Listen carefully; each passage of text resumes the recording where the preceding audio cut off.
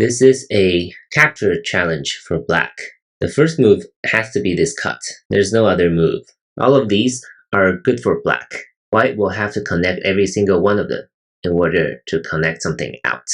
So it doesn't make sense for black to play here, right? This would not make sense. This is just helping white to connect. So the first move has to be this cut.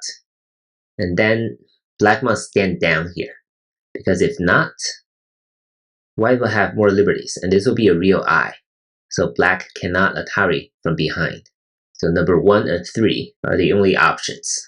If white captures 1 and 3 like this, then we'll just do this, throw in, make sure this is a fake eye, and now white really can't connect. If white connects, black comes in here to destroy this real eye. Black has 4 liberties, and this white group only has 3.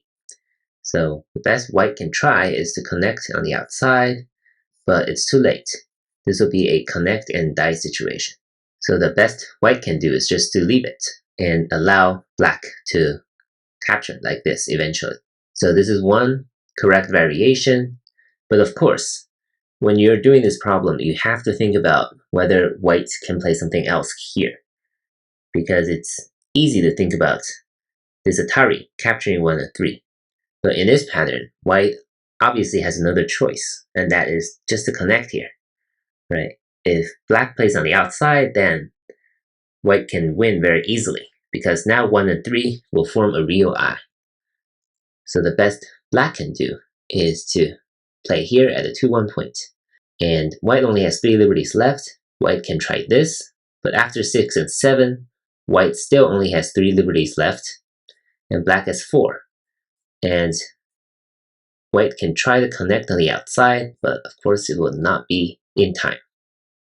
So black will be able to capture these 6 white stones if white plays at number 6.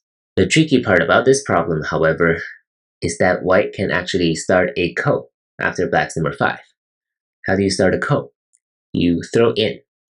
Where's the throw in point, you might ask? It's right here at the 1-1 point.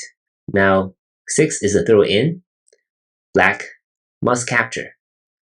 And now white Ataris. Black Ataris from the outside, and white can capture the ko first.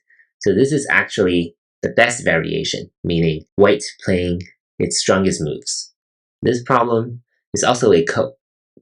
It is not a clean connect and die problem, because white can play here at number 4.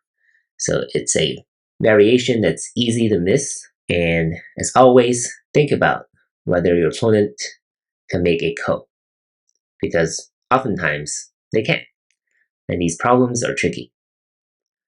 Good luck, and thank you for watching.